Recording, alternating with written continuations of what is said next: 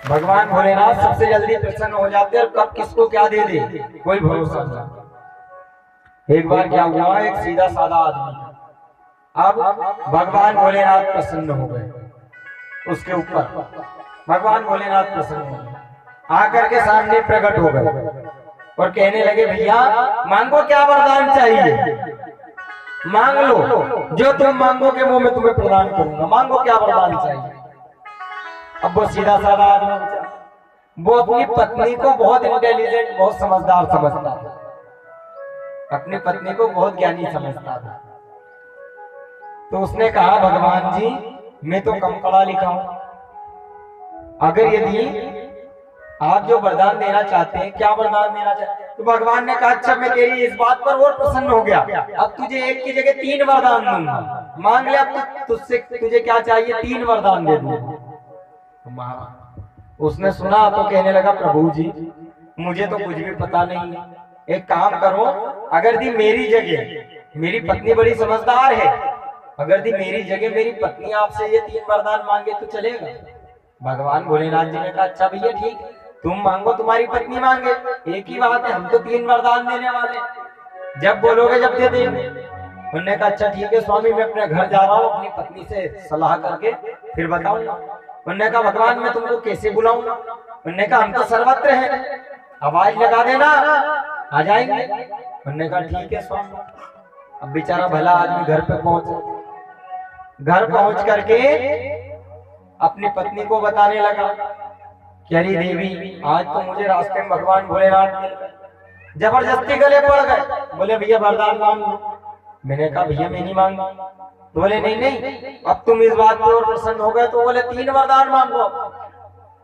तुमने कहा अच्छा स्वामी फिर तुमने वरदान मांगे? तो बोले नहीं नहीं मैंने वरदान नहीं मांगे, मैंने कह दिया कि मेरे घर में मेरी पत्नी बड़ी समझदार है, तो मेरी जगह मेरी पत्नी वरदान मांगेगी तो तुम भगवान जी मैं तुम्हें बुलाऊंगा तो तुम आ जाना। तो पत्नी कहने लगी अच्छा स्वामी तुमने बहुत अच्छा काम किया जो तुमने वरदान नहीं मांगे। हमने कहा क्यों? बोले नहीं नहीं बहुत अच्छा किया जो तुमने नहीं मांगे, अब मैं मांगूंगा। हमने कहा हाँ देवी ठीक है मांग ले। हमने कहा बुलाओ भगवान जी। भगवान भोलेनाथ को आवाज लगाई, भैया भगवान भोलेनाथ जी प्रकट हुए। उन्होंने कहा हाँ देवता मांगो वरदान। बोले स्वामी मैं नहीं मांग रहा, मेरी पत्नी मांग रही है। उन्होंने कहा अच्छा देवी मांगो वरदान क्या चाहिए। अब महाराज जो पत्नी थी उसका सबसे ज्यादा दिमाग खराब होता था कि 4 मेजबान घर आ जाए। उन्होंने कहा कि भैया घर में सब चीज तो है, बाकी घर में कढ़ाई नहीं है। क्या नहीं है? कढ़ाई। उन्होंने कहा भगवान भोलेनाथ जी से कि भगवान जी सबसे पहले तो मेरे को कढ़ाई दे दो। उन्होंने कहा क्यों भैया?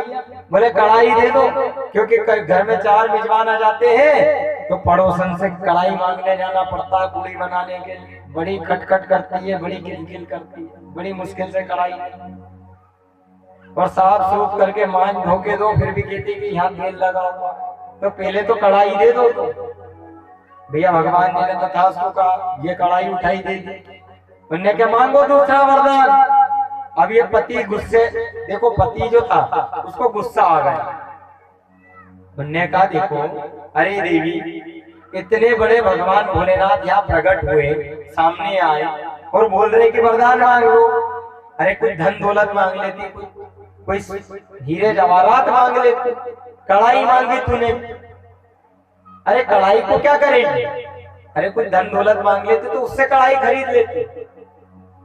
कढ़ाई मांगी, भगवान भोलेनाथ जी से कहने लगा वो पति देखो भगवान जी अब दे दिया सो दे दिया, एक वरदान इसको दे दिया, अब बाकी के जो 2 वरदान है वो मैं मांगूंगा, वो मत देना। उन्होंने कहा ठीक है भैया तुम मांगो।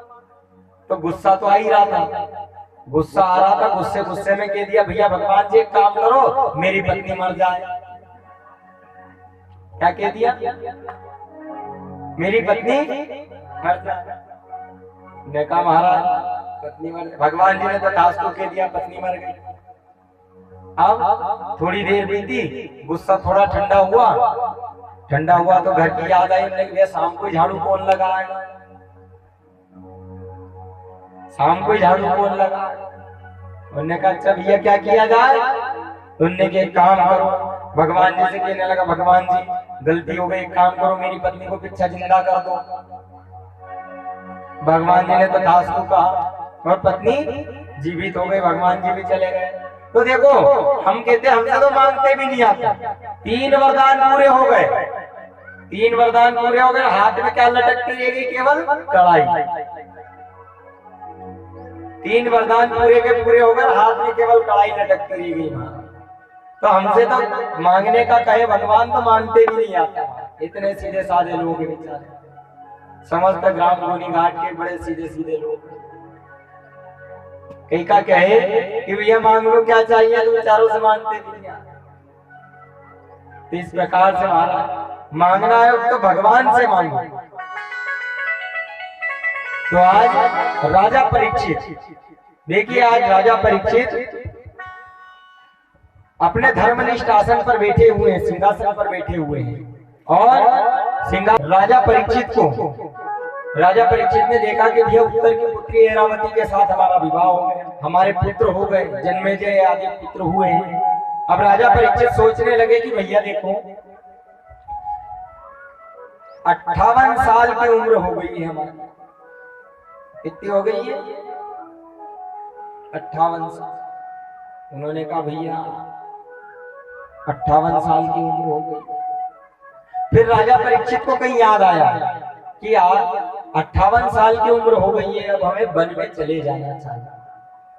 देखो हमारी गिनती भी कहती है कि जब भैया उम्र हो जाए 50 के आसपास हो जाओ, 50 तक जी लो जिंदगी, 50 साल की उम्र तक अपनी जिंदगी जी लो अपने हिसाब से, और जैसे 51 साल की उम्र हो जाए तो भगवान की भक्ति करना प्रारंभ कर दिया कर। क्योंकि हमारी गिनती कहती है कि भगवान की भक्ति करना प्रारंभ कर दिया करो। कैसे?